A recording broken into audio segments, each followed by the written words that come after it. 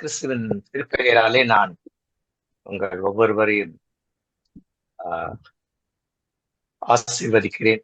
உங்கள் ஒவ்வொருவரையும் வரவேற்கிறேன். இந்த கமாலியல் ஆஹ், இறையியல் கல்லூரி என்னுடைய இந்த ஜூம் மீட் வகுப்புகளுக்கு உங்களை நான் வரவேற்கிறேன்.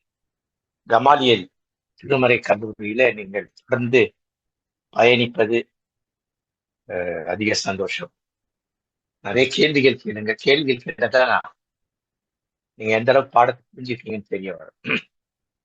சில கேள்விகளை நிறைய கேளுங்க, பின்னூட்டம் கொடுங்க, எங்களை உற்சாகப்படுத்தும்.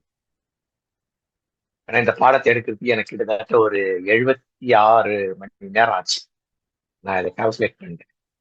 சரிங்களா? அதனால எங்களுக்கு நீங்கள் கொஞ்சம் உற்சாகப்படுத்துங்கள். அஹ் குழுவுல நீங்கள் கேள்விகள் கேளுங்கள், விளக்கங்கள் பெற்றுக்கொள்ளுங்கள், உங்கள் பின்னூற்றங்களை நீங்கள் அறியுங்கள். ஸோ நம்ம இது வரைக்கும் பார்த்தது இது இது இது 2வது பகுதி பார்த்தோம், புதிய ஏற்பாடு. நான் முதல் புதிய ஏற்பாடு நடத்தோம். கிறிஸ்தவன் தான், கிறிஸ்துவை பற்றி நமக்கு தெரியணும். கிறிஸ்துவை பற்றி தெரியாம நம்ம நம்ம கிறிஸ்தவரா இருக்கிறது பிரயோஜனம் இல்லை. எடுத்தோட பழைய ஏற்பாட்டுக்கு ஓடுறது உசிதமானதல்ல. புதிய ஏற்பாட்டுல தெளிவு இருந்தால் தான் பழைய ஏற்பாடு புரியும். இயேசு பத்தி தெரியாம இயேசுடைய அப்பாவை பற்றி நம்ம தெரியறதுக்கு கஷ்டமான விஷயம். அதனால முதல்ல இயேசு நல்லா தெரிஞ்சுக்கணும். அதனால நமக்கு இது ரொம்ப முக்கியமானது விஷயங்கள். ஸோ இன்றைக்கு நான் பார்க்கிற தலைப்பு இயேசு கிறிஸ்துவின் திருமுழுக்கு, இல்லைங்களா? இதுதான் தலைப்பு இன்னைக்கு. அது எதுல இருக்குன்னா, மத்தேயு, மார்க்கு, லூக்கா 3 நற்செய்தி புத்தகங்கள்ல திருமுழுக்கு பெறுவதை பற்றி இருக்கு. யோவான்ல நமக்கு வித்தியாசமான கோணத்துல சொல்லப்பட்டிருக்கு. திருமுழுக்கு அப்படின்னு பார்த்தா இந்த 3 பகுதிகள்ல தான் இருக்கு, இல்லைங்களா? திருமுழுக்கு என்பது யார் கொடுக்கணும் அதெல்லாம் இருக்கிறது, இல்லையா? ஒரு பெண்கள்லாம் திருமுழுக்கு கொடுக்கலாமா? அதெல்லாம் யார் வேணா திருமுழுக்கு கொடுக்கலாம். திருச்சபைன்னு வந்துட்டாக்கா திருச்சபைக்கு ஒரு ஒழுங்கு. என்ன திருச்சபை ஒழுங்கு? அந்த காலத்துல வந்துட்டு பாஸ்டர்னா திருமுழுக்குற, இல்லையா? மிஷினரிங்க திருமுழுக்கு கொடுத்தாங்க, இல்லைங்களா? அதனால இதெல்லாம் நம்ம பின்னாடி பார்க்கணும். நிறைய கேள்விகள் தான் கேட்கணும். நீ கேட்டதான் உங்களுக்கு புரியும், இல்லையா? பாஸ்டர் அம்மாங்க திருமுழுக்கு கொடுக்கலாம்.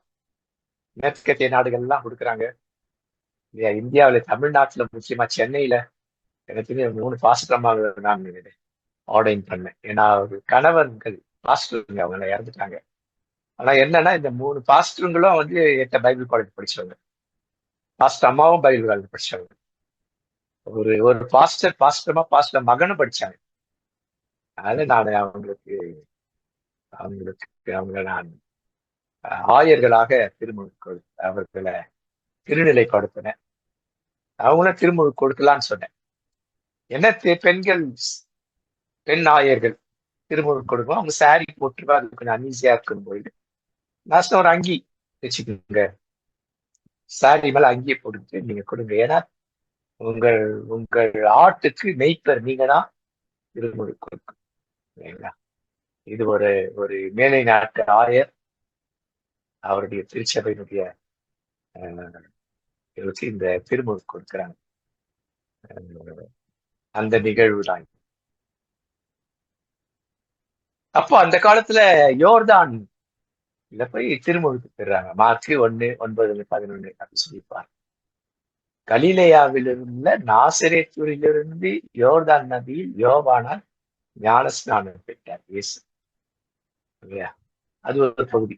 கரை ஏறின உடனே விண்ணகம் திறக்கப்பட்டது. தூய ஆவியார் புறாவை போல் அவர் மேல் இறங்குகிறதை அவர் கண்டார்.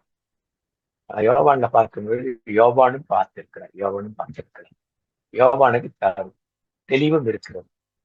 யோவானோடு கடவுள் பேசி இருக்கிறார், இல்லைங்களா? ஆனா அந்த பகுதியில பார்த்தா தெரியும்.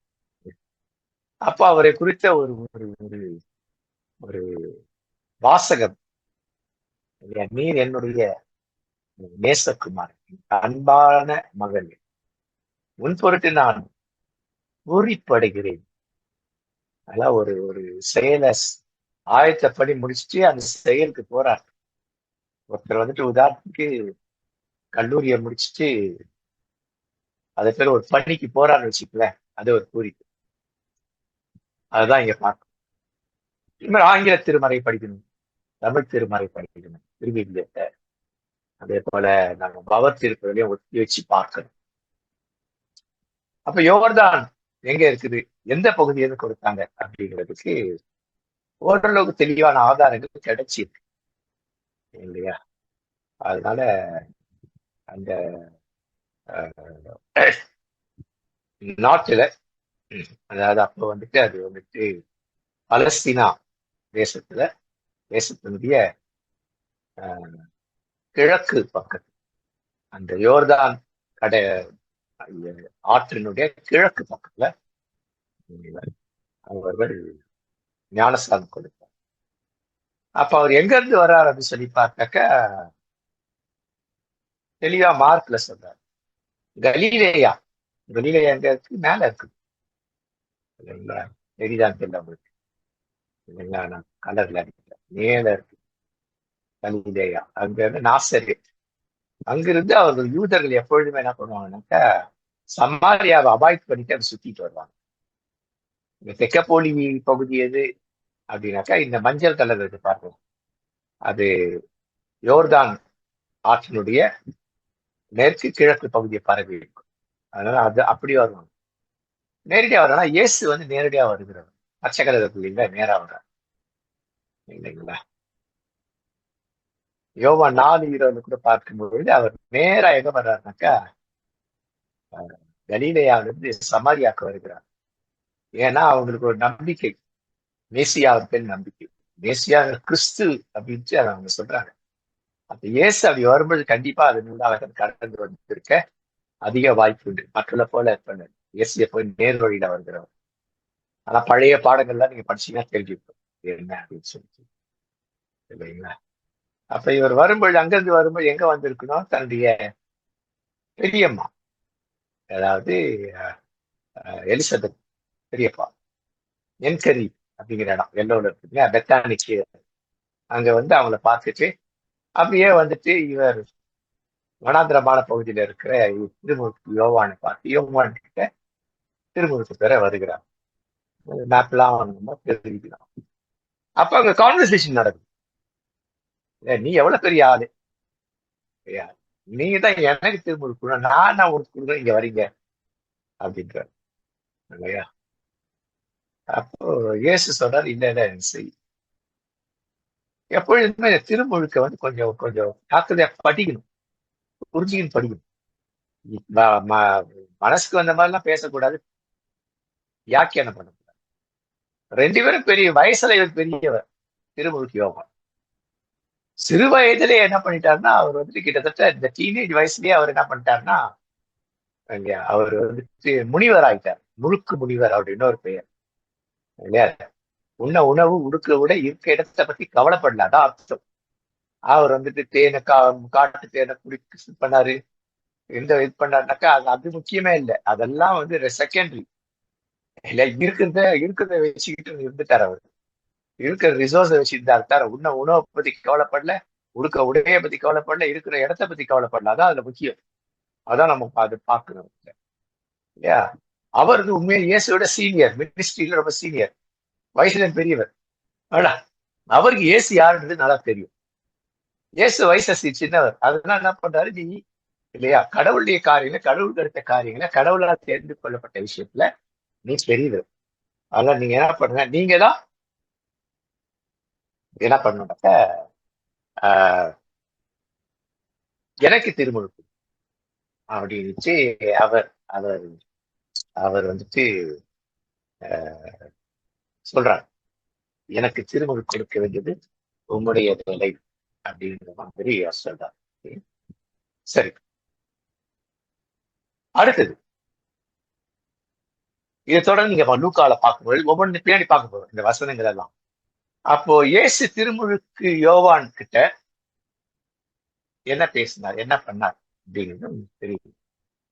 திருமுழுக்கு யோவானிடம் இயேசு திருமுழுக்கு யோவானை திருமுழுக்கு பெற்றது ஏன் அப்படின்ற ஒரு கேள்வி வரும் இல்லைங்களா? என்னோட இதுல ஏதோ ப்ராப்ளம் இருக்கு, தெரியல, பரவாயில்ல. முகம் தெரியலன்னா பரவாயில்ல, இது முக்கியம். எனக்கு எப்பவுமே இது வார்த்தைகள் முக்கியம். சோ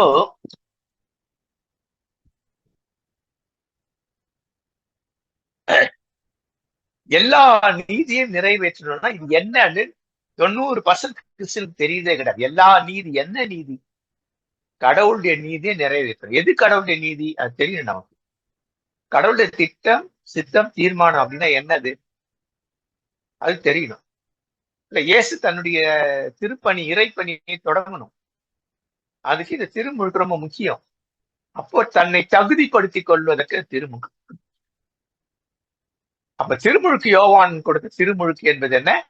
மனம் திரும்பணும், பாவங்களை அறிக்கை செய்யணும், அதற்கு அடையாளமாக திருமுழுக்கு பெறணும். 3 விஷயம். மனம் திரும்பி யூத மக்கள், இஸ்ராயேல் மக்கள் மனம் திரும்பணும். மனம் திரும்பி தங்கள் பாவங்களை அறிக்கை செய்து அவர் என்ன செய்யணும்னாக்க அதற்கு அடையாளமாக திருமுழுக்கு பெறணும். அடையாளம் திருமுழுக்கு. இன்றைக்கு திருமுழுக்குன்றது அடையாளம். நீங்க தெளிச்சாலும் சரி, ஊற்றுனாலும் சரி, முழுகினாலும் சரி, இல்லைங்களா? எதுவா இருந்தாலும் சரி, அது ஒரு அடையாளம். நான் கடவுளுடைய பிள்ளை என்பதற்கான அடையாளம். அந்த பழைய பாடங்கள் நீங்க படிச்சீங்கன்னா தெரியும். அப்போ திருமுழுக்கு யோவான் இந்த விஷயம். இதுல இயேசு எப்படி மனம் திரும்பணும்? இயேசு ஏன் மனம் திரும்பணும்? இயேசு எப்படி பாவத்துல இருந்துட்டு தன் பாவங்களை அறிக்கை செய்யணும்? பாவத்தில் இருக்கிற மக்களை அவர் விடுதலையாக்கத்தான் வந்தார், இல்லையா? அப்படி அவருடைய எண்ணம். ஆனா இயேசுடைய எண்ணம் என்னன்னாக்கா பாவத்தில் இருக்கிற மக்களோடு கூட தன்னை இணைத்துக் கொள்ளுகிறார். அது முக்கியம், இல்லையா? இயேசு சில தப்பா இயேசு பாவியானார். எல்லாருடைய பாவங்களையும் சிலுவையில பாவியாகல, பாவமானார். எல்லாருடைய பாவங்களையும் சுமந்தால் பாவமானார், பாவியாகல, இல்லைங்களா? அப்ப இங்க என்ன அப்படி சொல்லி பார்த்தாக்கா அது பின்னாடி பார்க்க போகுது. அப்போ ஒரு கீழ்ப்படிதல் இருக்குதுல. இயேசு தன்னை கீழ்ப்படிதல் நம்ம கற்றுக் கொடுக்கிறார். என்ன கீழ்ப்படிதல் அப்படின்னா இந்த 3மே அவர் பண்றார், இல்லையா? மனம் திரும்புதல், பாவரிக்கை, திருமுழுக்கு. இதற்கு தன்னை உட்படுத்திக் கொள்ளுகிறார். அதை போல விளங்கிக்கணும். எப்படி உட்படுத்திக் கொள்ளுகிறார் அப்படிங்கிறத நம்ம விளங்கிக் கொள்ளணும். அப்ப இயேசுவின் திருமுழுக்கு என்பது இது ஒரு தெய்வீகமான ஒரு ரெவல்யூஷன், வெளிப்பாடு. நமக்கு வெளிப்படுத்தப்பட்டது, நமக்கு குறிக்கப்பட்டது, இல்லையா? அது என்னக்கா இயேசுடைய இந்த 3 படிகள். திருமுழுக்கு யோவானுடைய திருமுழுக்குல அந்த 3 படி, மனம் திரும்புதல், பாவங்களை அறிக்கை செய்து விட்டு விடுதல், இல்லையா? அதற்கு அடையாளமாக திருமுழுக்கு பெறுதல், இல்லையா? இதை அவர் செய்தார். பின்னாடி பார்க்க போறோம். இதை அவர் செய்திருக்க வேண்டும். எப்படி முன்னாடி பார்க்க போறோம். அதனால என்ன ஆகுதுனாக்கா தூய ஆவியானவர் புறாவை போல இறந்தார். அடுத்தது என்னது? இயேசுவை முழுவதும் ஆட்கொள்ளுகிறார். அப்ப இயேசுவை குறித்த ஒரு சாட்சி, இல்லையா? அவருடைய தந்தையிடமிருந்து வருகிறது, குரல் மூலம் வருகிறது. அப்ப இது ஒரு அடிப்படை திருப்பணிக்கு, இறைப்பணிக்கு இது ஒரு அடிப்படை குவாலிபிகேஷன். அப்ப இயேசு எல்லா நீதி நிறைவேற்ற வேண்டியது நம்ம 2 பேருக்கும் உடையது. நீயும் அதுக்கு நானும் உடன் பண்ணு. நீ மட்டும் நீதி, கடவுளுடைய நீதியை பின்பற்ற, நான் பின்பற்றக்கூடாதுன்னா அது எந்த ஒரு நியாயம்? அதான் அவர் கேட்கிறது. கடவுளுடைய நீதி. அப்ப அந்த நீதின்றது என்ன அப்படிங்கிறது பார்க்கணும். கடவுளுடைய நீதி என்ன, கடவுள் எப்பேற்பட்டவர் அப்படிங்கிறது முக்கியமான ஒரு பகுதியா இருக்கு, இல்லையா? அப்ப இது மூலமா அவர் என்ன சொல்றார் அப்படி சொல்லி பார்த்தாக்கா ஒரு கீழ்ப்படிதலை காட்டுறார், ஒரு பாடத்தை பண்றார், இல்லையா? அப்பாவுக்கு நான் கீழ்ப்படுகிறேன், அதே போல கடவுளுடைய பிள்ளைகளை நீங்களும் கீழ்ப்படியுங்கள். இதுதான், இது ஒரு அடிப்படை கோட்பாடு. நல்லா மனசுல வச்சுக்க. இஸ்ராயல் மக்கள் கீழ்ப்படியில, பின்னாடி பார்க்க போறோம். அந்த கீழ்ப்படியாமல் தான் இந்த சிஸ்டம் வந்தது, திருமுழுக்கு யோவான், இல்லையா? அப்போ இஸ்ராயல் மக்கள் பாவம் செய்தா அது கடவுளை துன்பப்படுத்துவது, கடவுளை துக்கப்படுத்துவது. அப்ப துக்கப்படும் கடவுளை, இல்லையா, கடவுளுக்கு சீர் போறதுன்னா கடவுள் அப்ப துக்கத்திலிருந்து அவர் ஒரு மகிழ்ச்சிக்குள் வருவார். அப்ப நான் என்ன பண்ணும்? நான் செய்த பாவங்களை எல்லாம் அறிக்கை செய்து மனம் திரும்பணும் இல்லையா? அப்படி மனம் திரும்பி திருமுழுக்கு எழுக்கணும். இது ஒரு அடையாள சடங்கு. சடங்கு திருமுழுக்கு என்பது ஒரு சடங்கு. அந்த சடங்கு எப்படி இருக்கணும்னாக்கா அறிவுபூர்வமா இருக்கும், திருமறி சார்ந்ததா இருக்கும், ஆன்மீகத்துக்கு நேரா வழி நடத்துறதா இருக்கும் இல்லையா? அப்போ இதை இயேசு செய்கிறார். அப்ப எல்லா நீதியையும் நிறைவேற்றுதல், கடவுளுக்கு கடவுளின் சட்டத்துக்கு கீழ்ப்படிதல். அப்ப என்ன எல்லா நீதி அப்படின்ட்டு இல்லையா? மனித குலத்திலிருந்து இயேசு தன்னை அடையாளம் காண செய்ய. மனித குலம் பாவம் செய்த மனிதன் இல்லையா? அப்போ தன்னை அவளோடு இணைத்துக் கொண்டிருக்கிறார். ஒருத்தர் சகதியில வீழ்ந்துட்டான்னா உள்ள எகிரி குதிச்சு அவனை மீட்டு எடுக்கிறது தான் சரியான வழிமுறையை தவிர வெளியில இருந்து கையை கொடுக்கறதோ கயிறை விட்டு கயிறை பிடிச்சிக்கோ அப்படின்றது அது சரியான முறை கிடையாது. நம்ம குழந்தை விட்டுச்சுன்னா நம்ம அப்படி பண்ணுவோமா? ஏறி குதிக்க மாட்டோம். இயேசு தான் செய்கிறார். கடவுளுடைய பிள்ளைகள், என்னுடைய சகோதர சகோதரிகள், உங்களை சகோதரர் என்கிறேன் என்றார். அதில் அவர் அந்த பாவ இதுக்குள்ள விழுந்து நம்மை மீட்டு எடுக்கிறார். அதான் தன்னை அடையாளப்படுத்திக் கொள்கிறார்னா இதான் அர்த்தம். அப்ப தனது ஊழியத்தை தொடங்கும் பொழுது இல்லையா, தொடங்குவதற்கு இது ஒரு இன்ட்ரோடக்ஷன், இது ஒரு அவருக்கு ஒரு அறிமுகம். அப்ப இந்த அறிமுகம் தேவை. அப்ப இதுல மூவர் தன்மை, தியோஸ் இறை என்பது, பணி மற்றும் திருத்துவ வெளிப்பாடு இருக்கு. 3 விஷயங்கள் இதுல இருக்கு இல்லையா? இயேசுடைய திருமுழுக்கின் ஊடாக 3 விஷயங்கள் இல்லையா? அப்போ உலகத்திற்கான கடவுள் யார் என்பதற்கு அவர் ஆற்றல் மிகும் வல்லமை மிகுந்த ஒருவர் அப்படிங்கிறத இயேசு வெளிப்படுத்துறார். அடுத்தது அவர் சகல ஆற்றலும் மிக்கவர், அனைத்து ஆற்றலும் மிக்கவர் இல்லையா? அதை வெளிப்படுத்துகிறார். அவர் வழியில் நான் செல்கிறேன் என்பதை மக்களுக்கு தெளிவுபடுத்துவதற்காக இது அவருக்கு முக்கியமானது. அப்ப இங்க என்ன 3 விஷயங்கள்? மூவரு திருத்துவது என்ன? தூய ஆவியார் புறாவை போல் இறங்குகிறார். புறாவை போல், லைட் புறாவை போல். அடுத்தது தந்தையாகிய கடவுள் விண்ணுலகத்திலிருந்து இவர் என்னுடைய அன்புக்குரிய மகன், அதனால அவர் மேல நான் ரொம்ப அன்பு வைத்திருக்கேன், அவரை குறித்து எனக்கு ரொம்ப சந்தோஷம், மகிழ்ச்சி அப்படிங்கிற ஒரு சாட்சி. அப்போ விண்ணகத்திலிருந்து வந்த குரலால் இயேசு கடவுளுடைய மகன் என்பதை நிறுவி, தந்தை மைந்த தூயாவியார் மூவரு கடவுளுடைய இந்த இந்த இந்த கோட்பாடு இதுல நமக்கு விளங்குவதை நாம புரிஞ்சு, இந்த இடத்துலதான் முதல்ல மூவரு கடவுளின் கோட்பாடு இங்க வரும். அப்ப மக்களுக்கு என்ன? இதன் மூலமாக மக்கள் மனம் திரும்ப வேண்டும். மனம் திரும்பி நற்செய்தியில் நம்பிக்கை வையுங்கள், பற்றுறுதி வையுங்கள் அப்படின்னு சொல்றது. அப்போ மனம் திரும்புதல் தான் ஆரம்பத்துல எல்லா இறைவாக்கு தீர்க்கதரிசி சொல்றது இதுதான். எல்லாரும் மனம் திரும்பு, மனம் திரும்பு, மனம் திரும்பு. மனம் திரும்பலனாக்கா உனக்கு என்னென்ன கஷ்டம் வரும், அந்த கஷ்டத்துல இருந்தா நீ உழந்திருக்கிய அதுல விடுதலை ஆகணும் அப்படின்னாக்கா மனம் திரும்பு. குறி சொல்றது இல்ல, தீர்க்கதரிசிகள் இறைவாக்கு குறியெல்லாம் சொல்லுது. மனம் திரும்பு, உன்னை உண்மையான விடுதலை மேசியாமன் தான் இப்படிதான் சொல்லுவாங்க. நீங்க அந்த அந்த அந்த பழைய பாடத்தை படிக்கணும் இல்லைங்களா? தீர்க்க தரிசனம், ப்ராஃபட் அண்ட் ப்ராஃபசி. அப்போ இந்த இந்த இந்த திருமுழுக்கு என்று இஸ்ராயல் மக்கள் தங்கள் பாவத்தை ஒழித்து கடவுளோடு இசைந்து வாழ்வதற்கு இது ஒரு அடையாளம். அடுத்து இது ஒரு புதிய உடன்படிக்கை கூட. இயேசு கொன்ற அப்சல்யூட் உடன்படிக்கை எங்க? பெரிய வியாழன் சேர்த்தா அதான் புதிய நியூ டெஸ்டமெண்ட் தான். ஆனா அதற்கு ஆரம்பம் இங்கதான் இருக்கு.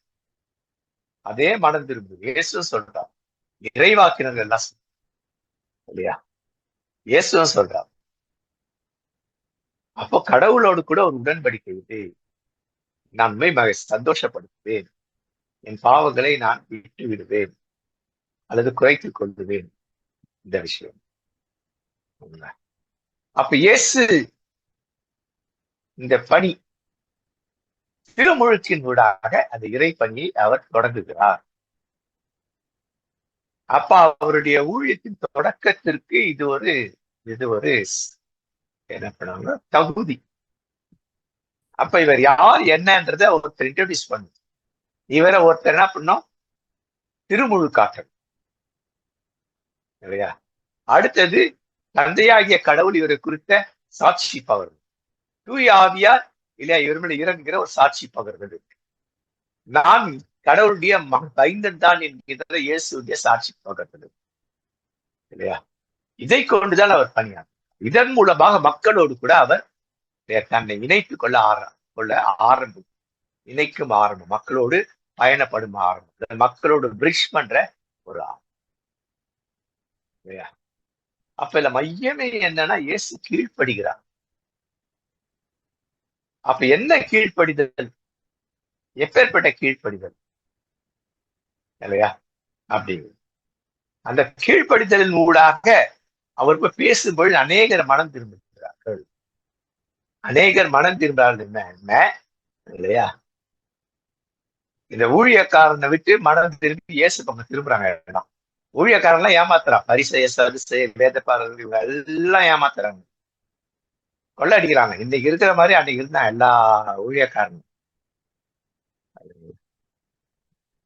அப்ப அவர்கள் என்ன பண்றாங்க அப்படின்னு சொல்லி பார்த்தா கடவுள் பக்கம் இயேசுவின் பக்கம் திரும்புகிறாங்க.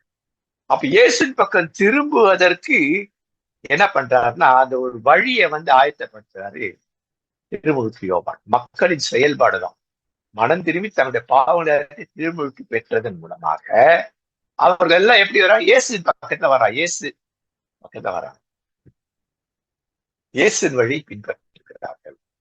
அப்ப முதல் வழியில் நடக்கிறார்கள்.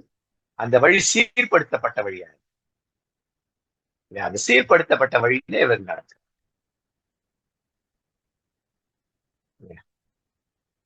அது மட்டும் இல்லாம அவருடைய இறைப்பணியில இஸ்ராயல் மக்களை மட்டும் மனம் திரும்ப அழைக்கல, யூதர் அல்லாத மற்றவர்கள் கூட மனம் திரும்ப அழைக்கிறார். ரோமர்களை மனம் திரும்ப அழைக்கிறார், கிரேக்கர்களை மனம் திரும்ப அழைக்கிறார். இந்த அழைப்புல அதெல்லாம் இருக்கு. ஆனா மிக பெரும்பாலும் யூதர்களுக்கான திருப்பம் பணிதான். அப்ப இயேசு கிறிஸ்து சொன்ன விண்ணரசு என்ன அப்படிங்கிறத ஓரளவுக்கு மக்கள் புரிஞ்சுக்கிட்டு இது பிரயோஜனமா இருக்கு. திருமுழுக்கு யோவானுடைய இந்த பணி ரொம்ப ரொம்ப முக்கியமா இருக்கு. அப்ப பலஸ்தீனா தேசம் முழுவதற்கு என்ன பண்ண இது பரவுது. திருமுழுக்கு யோவான் யார்? திருமுழுக்கு யோவான்ல இயேசு திருமுழுக்கு பெறுதல், திருமுழுக்கு பெற்ற இயேசு என்ன பண்றார், எப்படி திருப்பணி ஆற்றுகிறார் அப்படிங்கிற அந்த கோணத்துல. அப்போ இதுல ஒண்ணு பார்க்கணும், திருமுழுக்கு யோவான் எதுக்காக இயேசுக்கு திருமுழுக்கு கொடுக்கறதுக்கு கொஞ்சம் அச்சப்படுறாரு.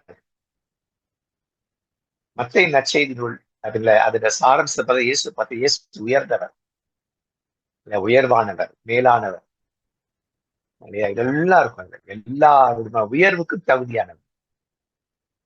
யோவான் கொடுக்கிற திருமுழுக்கு பாவ மன்னிப்புக்கான மனம் திரும்புதல் திருமுழுக்கா இருக்கு. நான் கொடுக்குறது இப்படி இருக்குது. ஆனா இயேசு அப்படி இல்லையா? இயேசுக்கு வழியை நான் ஆயத்தப்படுறேன். ஆனா எனக்கு பிறகு இயேசு மெஸ்ஸியா என்று எல்லாரும் நம்பப்பட வைக்கிறவர் இந்த திருமுழுக்கு யோவான். வழி ஆயத்திருப்பது இவரும் தான், மெஸ்ஸியா என்பதை இவரும் தான் வலியுறுத்துகிறார்.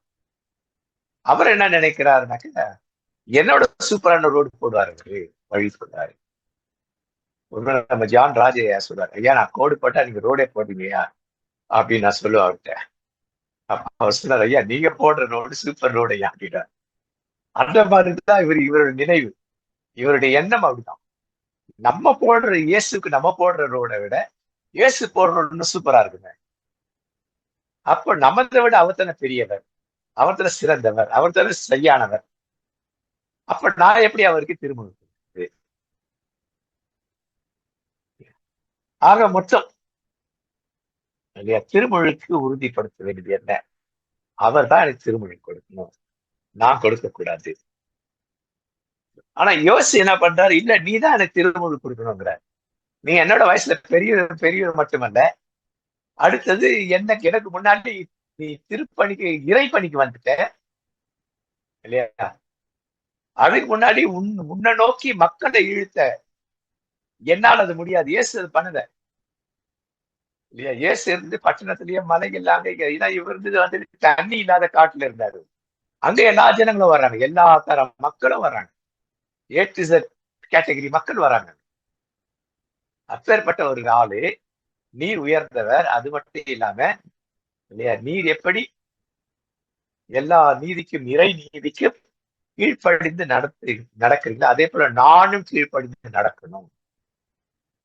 அதனால நீதி எனக்கு திருமுழுக்கு கொடுக்கணும்னு அவரை ஃபோர்ஸ் பண்றாரு. அப்ப இறை நீதி நிறைவேற்றுறது நம்ம 2 பேருக்கும்.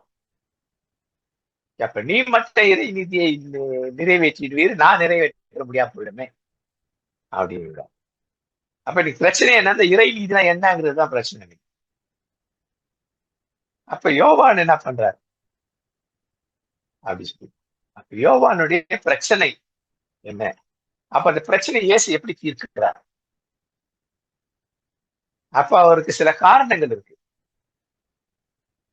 இயேசு என்னை விட பெரியவர், வயதுல சிறியவரா இருந்தாலும், எனக்கு பிறகு இனிதான் இறை பணியை ஆரம்பிக்க போறவரா இருந்தாலும் இல்லையா, அவர் எப்படிப்பட்டவர் அப்படின்னு சொன்னாக்கா, அவர் 100க்கு 100 மனுஷன், 100க்கு 100 மனிதன். மனிதனுக்குரிய எல்லா பிரச்சனையும் அவர் சந்திக்கிறார். எல்லா போராட்டங்களும் அவருக்கு வருது, எல்லா துன்பங்களும் அவருக்கு வருது, எல்லா விதமான என்ன சொல்லுவாங்க ஸ்ட்ரம்பிளிங் பிளாக்ஸ் இருக்குது இல்லையா? Mental, physical, emotional, social, spiritual எல்லா பிரச்சனையும் வருது அவருக்கு. ஆனா அதன் ஊடாக அவர் அவர் தவறுகள் செய்வது அவர் எப்படி நடந்து கொள்ளுகிறார் அப்படிங்கிறது யோவான் பார்க்கிறார் இல்லையா?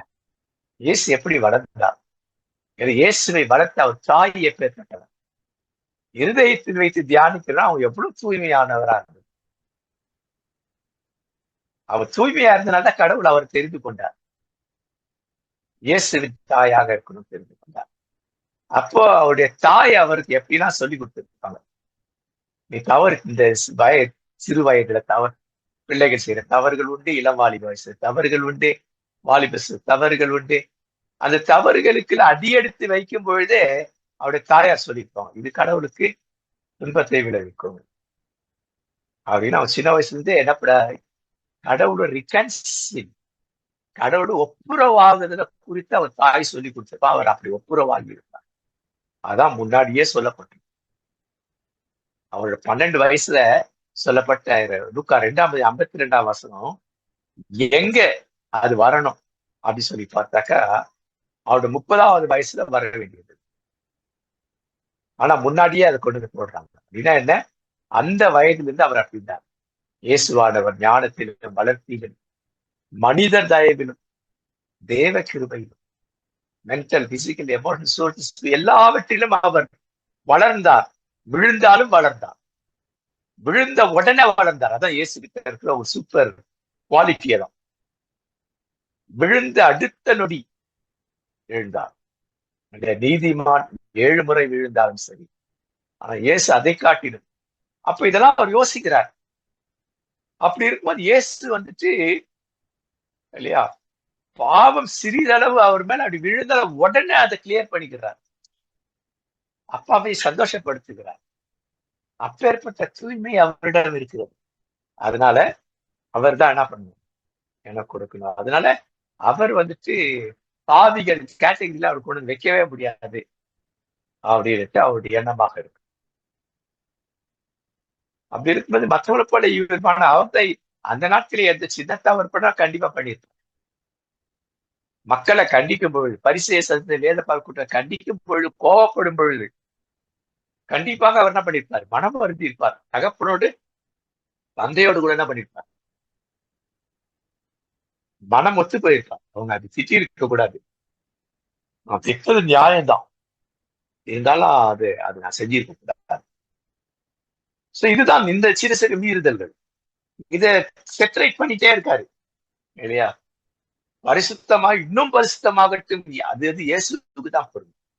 தன்னை பரிசுத்தப்படுத்திக் கொண்டே நான் என்னைத்தானே பரிசுத்தம் பண்ணினேன் என்றார். யோவான் 14:13 நினைக்கிறேன், 17:13 நினைக்கிறேன் இல்லையா?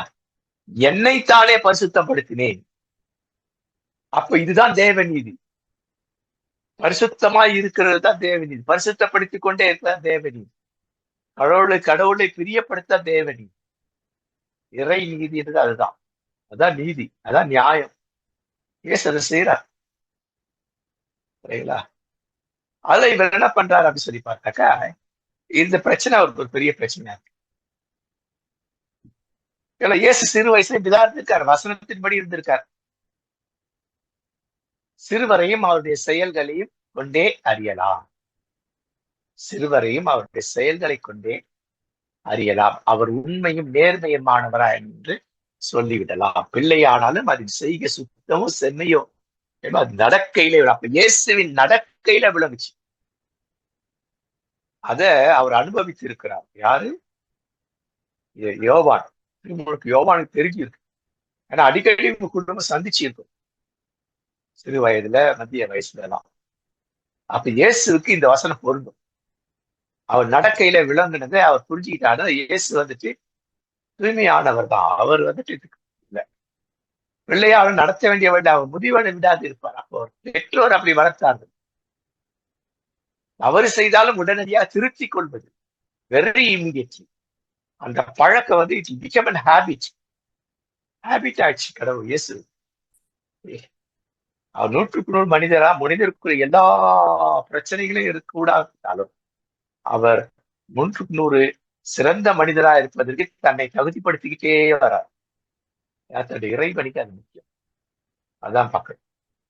நான் பார்த்தேன், இயேசு ஞானத்துல வளர்த்து மென்டல், பிசிக்கல், எமோஷனல், சோசியல் எல்லாவற்றிலையும் அவர் கீழ்ப்படுகிறவர், அவர் வளர்கிறவர் இல்லையா? அவர் கீழ்ப்படிந்து மூலமாக அவர் மேல் மேலும் விருத்தி அடைந்தார், வளர்ந்தவர். அது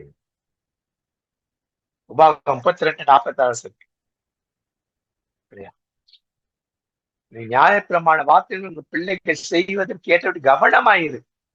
அப்போ இவர் நினைக்கிறார், எங்க அம்மா அப்பாவை விட இயேசுனுடைய அம்மா அப்பா ரொம்ப ரொம்ப ரொம்ப கவனமா அவர் வளர்த்திருக்காங்க. அதனால அவர் வந்துட்டு திருமுழுக்கு பெறுவதற்கு அவருக்கு தகுதி இல்லை, ஆனா அவற்றை நாம் பெறணும் அப்படின்ட்டு திருமுழுக்கு யோவான் என்ன ஓட்டங்கள் இந்த வசனங்களை வைக்கொண்டு பார்க்க முடியும் இல்லையா? அப்ப அங்க வசனம் சொல்லுது, இது ஒரு கடவுளுடைய நீதி, இறை நீதி. என்னுடைய கட்டளையில் இந்த வார்த்தை உள்ளத்தில் இருக்கணும், அவருடைய பிள்ளைகளுக்கு உள்ளத்தில் பதியுமாறு சொல்லு. நீ சொல்றது அவங்க எப்பெல்லாம் இருக்கணும், உட்கார்ந்து இருக்கும் போது, நடக்கும் பொழுது, படுக்கும் எல்லாத்துக்கும் அவர் பத்தி சொல்லு.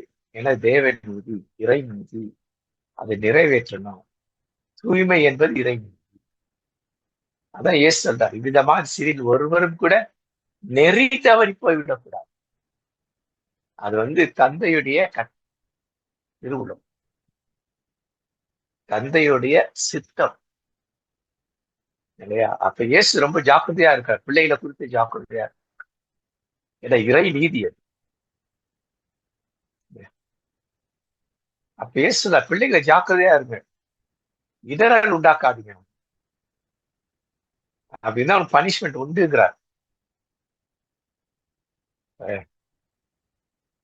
அப்ப என்ன பண்ற, பெற்றோருக்கு சொல்றார், பிள்ளைகளுக்கு சொல்றாரு, பிள்ளைகளே நீங்களும் பெற்றோருக்கு கீழ்ப்படுங்க, பெற்றோரை நீங்களும் பிள்ளைகளுக்கு கீழ்ப்படுங்க. அப்படிதான் அந்த வசனத்தை இருக்கு. ஆண்டவருக்கு ஏற்ற முறையில கண்டித்து திருத்தி அறிவு புகட்டி வளர்த்திருங்கள். சோ இந்த வாசகங்கள் எல்லாம் வந்துட்டு இயேசுக்கு அப்படியே பொருந்துகிற வாசகங்களா. அதனால திருமுழுக்கு யோவான் என்ன பண்றாரு சொல்லி பார்த்தா, இயேசு வந்துச்சு திருமுழுக்கு பெறுவது தகுதி அல்ல, நான் தான் அவருக்கு திருமுழுக்கு பெறணும், என்கிட்ட அவர் பெறக்கூடாது இல்லையா?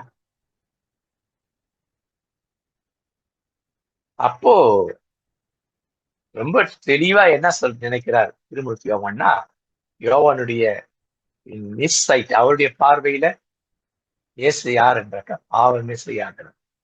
அதனால அவர் அவர் பாவரிக்கை செய்ய வேண்டிய அவசியம் இல்லை, மனம் திரும்ப வேண்டிய அவசியம் இல்லை, திருமுழுக்கு பெற வேண்டிய அவசியம் இல்லை.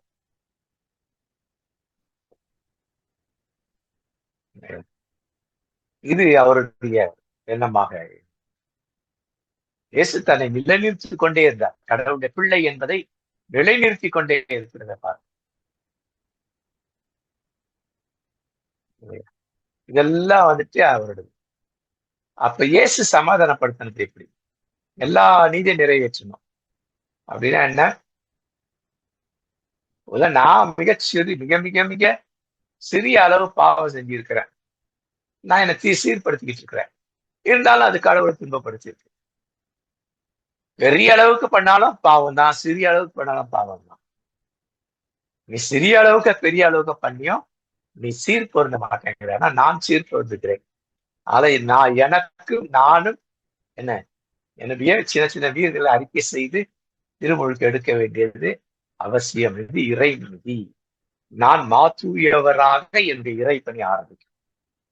கடவுள் மாற்றுயவர், நானும் என் இறைப்பணி ஆரம்பிக்கும் 100% இல்லையா? நான் அப்படியாக மாறணும்.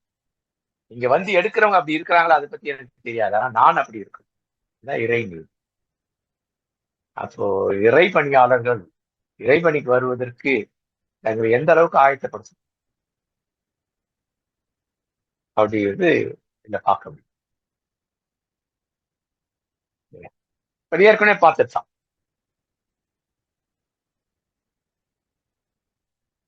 இந்த பகுதி. அப்போ பைபிளை பொறுத்த வரைக்கும் நம்ம என்ன பண்ணணும்னாக்கா யதார்த்தமா பார்க்கணும்.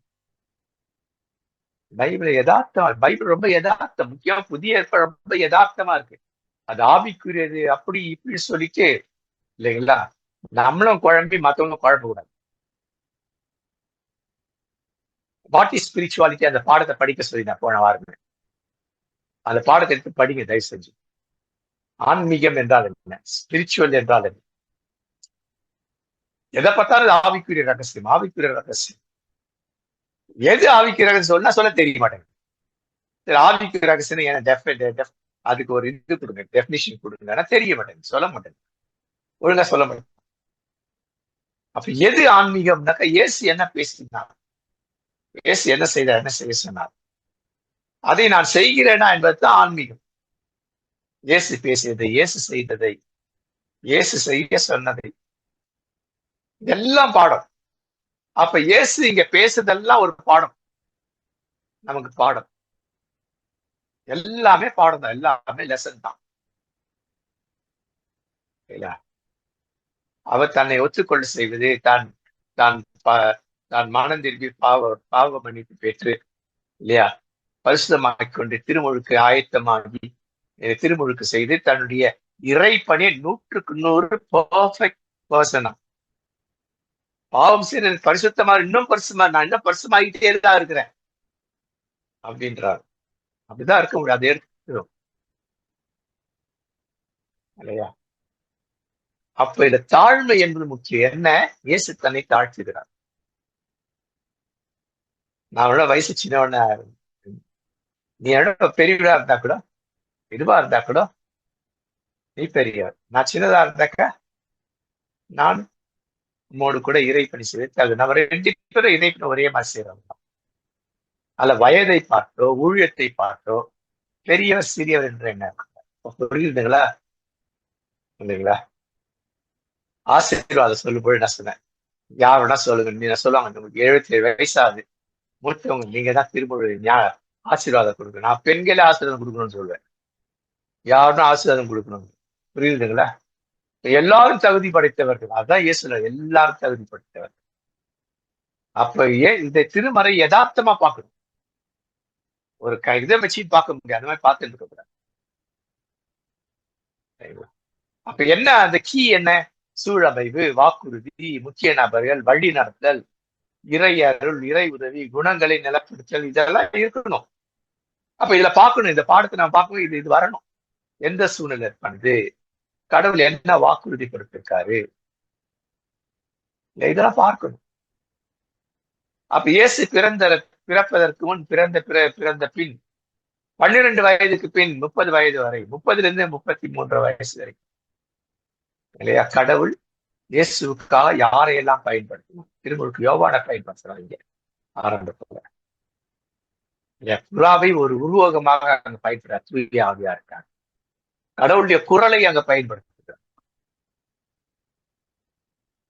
இல்லையா. அப்போ இறை நீதின்றது இதுதான். கடவுள் தூயவர், நீங்களும் தூயவரா இருக்கும். மகா பரிசுத்தர், நாம குறைஞ்சபட்ச பரிசுத்தரா இருக்கணும். அதான் அங்க சொல்றது. இஸ்ரேலருக்கு அப்படி இல்லை. இந்த கடவுள் மகா தூயவர், மா தூயவர் அப்படின்னு சொல்லுவாங்க. ஆனா இவர்கள் தூயவர்களா இருக்க மாட்டேங்கிறாங்க. அந்த கடவுளை துன்பப்படுத்துறாங்க. அப்போ தூயவரின் மகன் என்பதற்கு நான் தகுதியுள்ளவர் அப்படின்னு நிரூபிக்கிறார் திருமொழிக்கு ஊடாக. அப்ப மக்களும் அப்படி இருக்கணும்னு சொல்லி கொடுக்குறார். நான் மட்டும் தூயவர் அல்ல, நீயும் தூயவர் தான் அப்படின்ட்டு கற்றுக் கொடுக்கிறது. நாம் அந்த மாதிரி நம்ம சேஞ்ச் பண்ணிக்கணும். அப்ப இறை நீதி, தேவ நீதி சொல்றதெல்லாம் என்ன? இந்த வசனங்கள்லாம் இருக்கு. இந்த வசனங்கள் ஊடாக பார்க்கும்போது நமக்கு தெரியும். அப்ப எது இறை நீதி அப்படின்னு சொல்லி பார்த்தா, லேவியராக 11, 44, 45, 19, 2. நான் உங்கள் ஆண்டவராய கடவுள், எனவே உங்களை தூய்மைப்படுத்தி தூயவராயிருங்கள். இயேசுதான் செய்றார், தன்னை இன்னும் தூய்மைப்படுத்துறார். என்னை நானே தூய்மைப்படுத்திக் கொண்டேன் இயேசு சொல்றாரு. இதுதான்.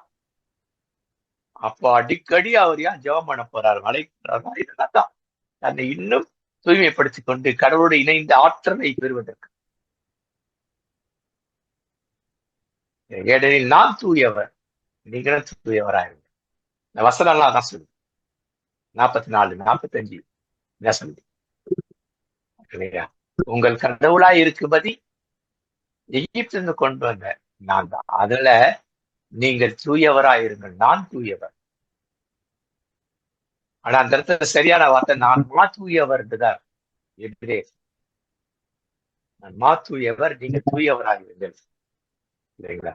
அடுத்து 1 பேதுரு 1:14 உங்களை அழைத்தவர் தூய்மையுள்ளவர் இருப்பது போல் நீங்களும் உங்கள் நடத்தி எல்லாரும் தூயவராயிருங்கள். அப்ப இயேசுவை கடவுள் அழைத்திருக்கிறார் இதை திருப்பணி இறைப்பணி ஆற்றுவதற்கு. அதற்காக அவர் தன்னை தூய்மைப்படுத்திக் கொண்டேன் என்பதற்கு அடையாளம் தான் நான் தூயவர் என்று கடவுள் பேதுரு அதை எழுதுறார் இல்லைங்களா? சாமுவேல் 2 சாமுவேல் 22:10, திருப்பால் 18:9 ஒரே பொய்தல். வானை தாழ்த்தி அவர் கீழ் இறங்கினார், வானங்களை தாழ்த்தி இறங்கினார், அவர் பாதங்களின் கீழ் காரிருள். இது ஒரு உவமையா சொல்லு. காரிருள் தான் பாவம் நிறைந்த வானம் எனக்கு சிங்காசனம், பூமி எனக்கு பாதப்படித்தார். அந்த பாதப்படி எப்படி இருக்கு? பாவம் நிறைந்ததா இருக்கு. அங்கே இறங்குகிறார், இயேசு இறங்குகிறார். கடவுள் அப்படிதான். கடவுள் தான் இருக்கும் இடத்தை விட்டு இல்லையா, இந்த உலகத்துல பாவியாகி உன்னை என்னை சுத்தப்படுத்தி நமக்குள் வசிக்கிறதா இல்லையா? கடவுள் கடந்து வந்து உள்ளே வாசம் பண்ணுகிறவர் கடவுள். அப்போ இயேசு இந்த டாஸ்க், இதை சக்சஸ் பண்ணணும், சக்சீட் ஆகணும் இல்லைங்களா? வானத்துக்கு கொண்டு போகணும். அப்போ அந்த தாழ்மையை பத்தி சொல்றார். 10:20 உங்களுக்கு பெரியவர்கள் தொண்டராக இருக்க வேண்டும், தம்மைத்தான் உயர்த்துகிறவர் தாழ்த்தப்படுகிறார், தம்மைத்தான் உயர்த்தப்படுறார். இங்கேதான் பிரச்சனை. திருமுழுக்கு யோவானுக்கு இயேசுக்கு தான் பிரச்சனை. நீ உன்னை உயர்த்திக்காத, என்னை உயர்த்தி உன்னை தாழ்த்தாத, நாம 2 சமம். அப்போ இயேசுவும் தன்னை தாழ்த்துகிறார், திருமுழுக்கு யோவான் தன்னை தாழ்த்துகிறார். புரியுது? அந்த வசனத்துக்கு இதான் இயேசுவும் தன்னை தாழ்த்துகிறார். நான் என்னைத்தானே பரிசுத்தமாக்கிக் கொள்ளுகிறேன். தாழ்த்துகிறார். என்னுடைய மைக்ரோ லெவல்ல என்னிடத்துல பாவங்கள் இருந்தாலும் அதுவும் பாவம், அதுவும் கடவுளை துக்கம், அப்பாவை துக்கப்படுத்தும். அப்ப எங்க அப்பாவை நான் எப்பொழுதும் சந்தோஷத்துக்கிட்ட நான் என்னை சீர்படுத்திக் கொண்டே இருக்கேன். இறை நீதி இல்லைங்களா? அதே போல லூக்கா 14:14 சொல்லு இல்லையா? தம்மைத்தான் தாழ்த்துபவர் உயர்த்தப்படுவார், தம்மைத்தான் தாழ்த்து. அப்ப 2 பேருமே தாழ்த்துகிறார்கள், தங்களை தாழ்த்துகிறார்கள். திருத்தூதர் பணி நூல் 8:32-33 இந்த வாசகம் எதோடு கூட இணைந்தது? ஏசாயா இறைவாக்கினர் புத்தகத்தினுடைய 53ஆம் அத்தியாயத்துல வர எல்லாமே என்ன? இதுக்கு ரோமன் கேத்தலிக் பைபிள், திருவிவிலியம் இல்ல, பொது மொழிபெயர்ப்புல பழைய ரோமன் கத்தோலிக்க தமிழ் பைபிள்ல அதுக்கு ஒரு தலைப்பு கொடுத்துருக்கு இந்த அதிகாரம். துன்புறும் தாழ்மையான ஊழியர். அது இயேசு பத்தி பேசுறது. துன்புறும் தாழ்மையான இயேசு. அப்ப துன்பப்பட வேண்டும், தாழ்மை வேண்டும், துன்பப்பட வேண்டும். சுதர்ஷன் ஐயா கொஞ்சம் மியூட் பண்ணிடுங்க ஐயா. புரியுதுங்களா? துன்புறும் தாழ்மையுள்ள இறை பணியாளர். நீங்களும் நானும் துன்புறுதல் முக்கியம். துன்புறும் நாம். அப்ப இந்த பகுதியில் உங்களுக்கு தெரிய போதா? நீங்க வாசிக்கும் பொழுது இந்த செகப்ல போடுறதுல நீங்க வாசிச்சு பாருங்க, வீட்டுல போய் வாசி இல்லைங்களா? 10 நிமிஷம் நம்ம இதை முடிச்சுக்கிறோம். அப்ப இதுல முக்கியத்துவம் என்ன? கடவுள் சித்தம், திட்டம், தீர்மானத்துக்கான அந்த சட்டம், இறை சட்டத்தின் ஒவ்வொரு அம்சத்தையும் நிறைவேற்ற வேண்டியது நம்ம 2 பேருடைய கடமை. நீ நிறைவேற்றிடுது, நானும் நிறைவேற்றுகிறேன். அதை புரிஞ்சுக்கிறது, புரிய வைக்கிறோம். திருமுழுக்கு யோவானுக்கு இயேசு புரிய வைக்கிறார். இது என்ன, இது ஏது என்பதை புரிய வைக்கிறார். அதான் நாம தெரிஞ்சிக்க வேண்டிய விஷயம் இதுதான்.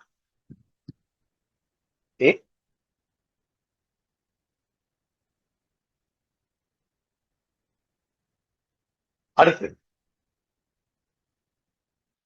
அப்ப இயேசு கிறிஸ்து அவருடைய இந்த இந்த திருமுழுக்கினூடாக 3 விஷயங்கள், வானங்கள் திறக்கப்படுகிறதா.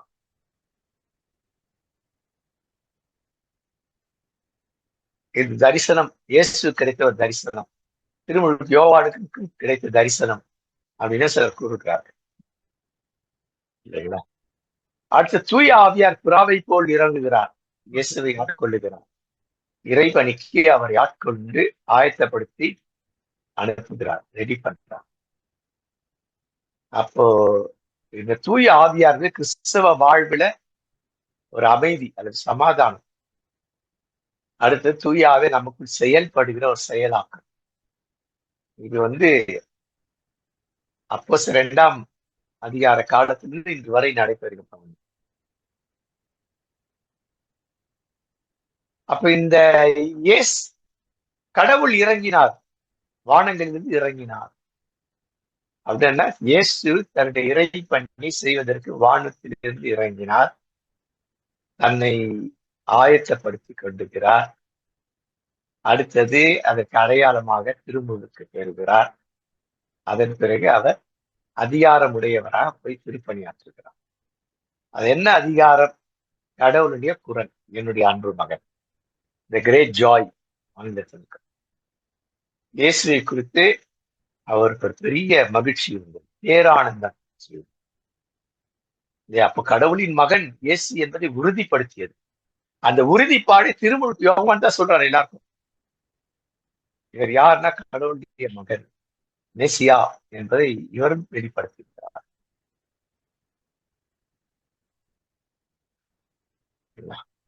நீ படிச்சீங்கன்னா அது புரிஞ்சுது.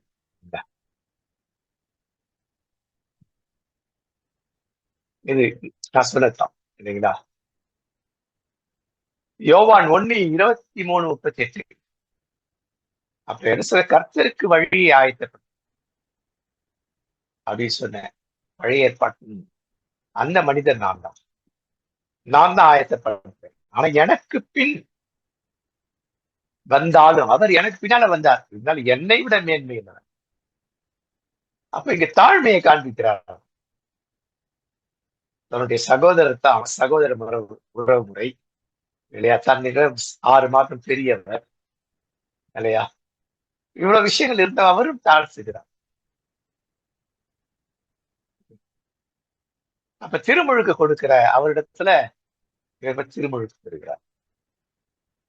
அப்ப அங்க சாட்சி சொல்றார் இல்லையா, ஆவியானவர் இறங்கி யாருமே நிறைவேறி அவரே தூய ஆவியான் ஞானஸ்நானம் கொடுக்கிறது எனக்கு சொல்லியிருந்தார். நான் தண்ணீர்ல கொடுத்த அவர் தூய ஆவியானவர் தான். தண்ணீரால் உங்களை ஆட்கொள்ள வைத்தேன், இயேசுவோ தூய ஆவியாரால் உங்களை ஆட்கொள்ள வைப்பார். திருமுழுக்குன்றது அதான், ஆட்கொள்ள செய்தல் சொல்லி இந்த பகுதி இப்படியாக. அடுத்தது கடவுள் இயேசு யார் என்பதை திரும்ப சொல்றார். அவர் தூய பலி, உண்மையான பலி அவர் தான். உலகத்தில் உள்ள எல்லாருடைய பாவம், யூதருடைய பாவங்கள் மட்டுமல்ல, உலகத்துல எல்லாருடைய பாவங்களையும் அவர் நிற்கிறார். கடவுளின் மைந்தர், கடவுளின் குமாரன், நான் சாட்சி கொடுக்கிறேன் இல்லையா. இந்த சாட்சி பலஸ்தீனா முழுவதும் பரவுச்சு, வழியை ஆயத்தப்படுச்சு. அதாவது இயேசுடைய இறைப்பணிக்கு அது ரொம்ப பிரயோஜனமா இருந்தது இல்லையா. அப்ப முக்கியமானது இதுல பார்க்குது, அவர் பெருக நான் சிறுக வேண்டும். திருவித்தாழ்வு, அவர் பெருகிற, இயேசு பெருகிற நான் சிறுக. தூய ஆவியார் நமக்குள் வந்தால் தூய ஆவியார் பெருகிற நான் சிறுக. இதான் இறை நீதி. என்னுடைய பாவங்களை அறிக்கை செய்து விட்டு விடும் பொழுது இல்லையா, தூய ஆவியார் பெருகிறார், நான் சிறுகிறேன்.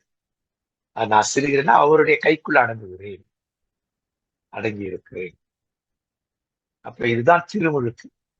திருமுழுக்கின் நோக்கம், திருமுழுக்கின் நோக்கத்தினால் ஏற்பட்ட விளைவுகள் இதெல்லாம் என்ன அப்படின்னாக்க இதுதான்.